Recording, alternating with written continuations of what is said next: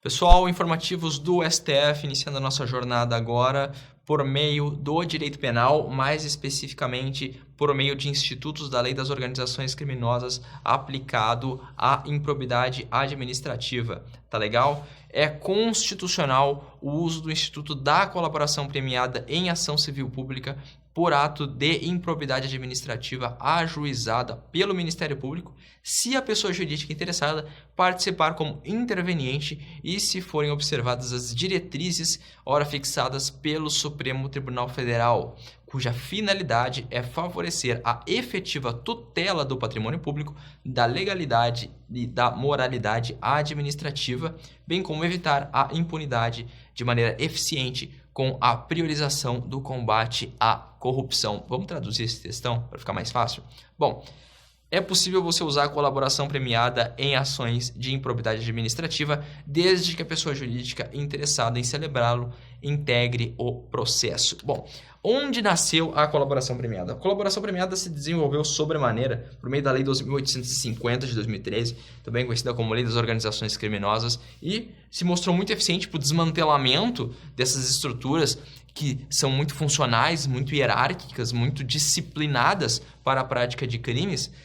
Porém, com o tempo, percebeu-se que o Instituto da Colaboração podia ser utilizado também para outras espécies de crime. Você podia utilizar, por exemplo, a colaboração premiada para combater lavagem de dinheiro. Você podia utilizar a colaboração premiada para combater tráfico de pessoas. Entendeu? Isso se expandiu de tal forma que se tornou possível utilizar a colaboração premiada também para combater as infrações contra a ordem econômica. Nós temos na lei do CAD, por exemplo, uma menção expressa ao Instituto da Colaboração Premiada por meio do nome Acordo de Leniência, que é muito semelhante. Bom, qual era o questionamento? É possível você levar a colaboração premiada para a lei de improbidade administrativa? O STF diz que sim, positivamente, desde que observados os requisitos que integram a essência desse instituto. E aí nós temos requisitos subjetivos e objetivos. Quais são os requisitos subjetivos? São os que dizem respeito ao agente, ao colaborador. Quais são os requisitos objetivos? São os que dizem respeito aos termos do acordo. Quais são os requisitos subjetivos? Primeiro é uma personalidade favorável do colaborador.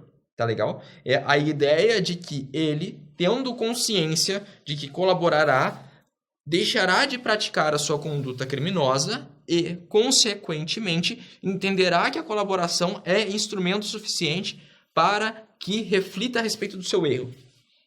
Então, quando nós falamos de personalidade favorável, nós estamos falando, em outra maneira, de eu, como colaborador, tenho consciência para entender que fiz besteira por meio do Instituto da Colaboração Premiada. Esse é o requisito subjetivo fundamental. Qual é o requisito objetivo? E aí nós vamos cair numa categoria mais específica. Quais são? Em primeiro lugar, a disposição de certos benefícios. Tá bom? Esses benefícios no direito penal geralmente têm a ver com conversão de pena, diminuição de pena, possibilidade de perdão judicial, suspensão de oferecimento da denúncia, suspensão de oferecimento da ação penal. Mas, no caso aqui, como nós estamos falando de lei de improbidade administrativa, se atenham ao fato de que é possível você fixar benefícios de natureza administrativa. Por exemplo, você pode, eventualmente, dispensar a publicação extraordinária, a que uma pessoa jurídica está obrigada. Você pode reduzir o valor de uma multa, mas você não pode, de maneira nenhuma, negociar o valor do dano ao patrimônio público. E por que você não pode negociar o valor do dano ao patrimônio público? Porque o ressarcimento ao erário é um fenômeno automático, op legis, que vem diretamente determinado pela legislação na ação de improbidade administrativa. O juiz não pode, tampouco o Ministério Público, transigir, negociar sobre esse aspecto, porque um dos objetivos fundamentais da lei de improbidade administrativa é você reaver o dano gerado ao patrimônio público. E esse dano pode ser moral ou, fundamentalmente, material. Tanto é que nós temos uma espécie de improbidade administrativa chamada improbidade administrativa de enriquecimento ilícito do agente público e improbidade administrativa de dano ao erário.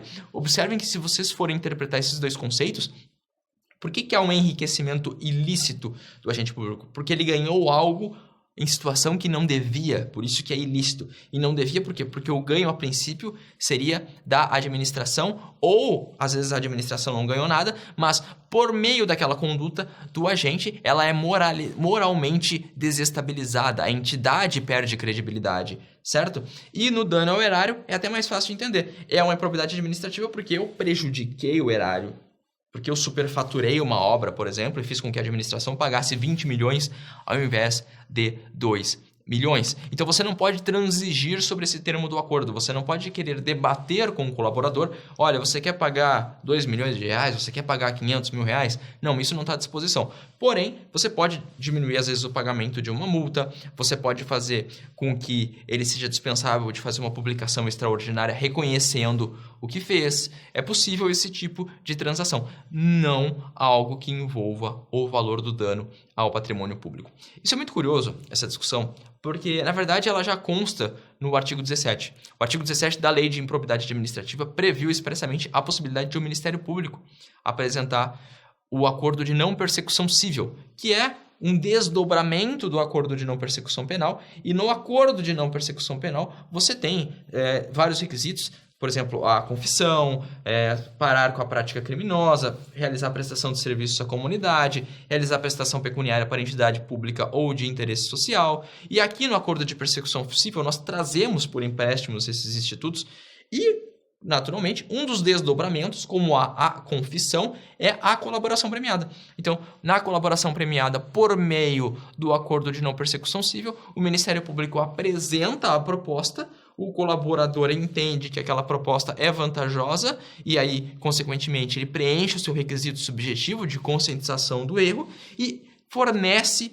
informações objetivamente eficazes. E aqui nós vamos no coração da matéria. Qual é? Informações objetivamente eficazes. Só funciona a colaboração premiada quando eu, colaborador, dou uma informação que preste. É isso que interessa. Eu preciso falar tudo o que eu sei e o que eu falar precisa ser eficiente. Porque eu não posso falar, olha, o chefe da organização é um cara muito alto e ele se chateia quando não almoça.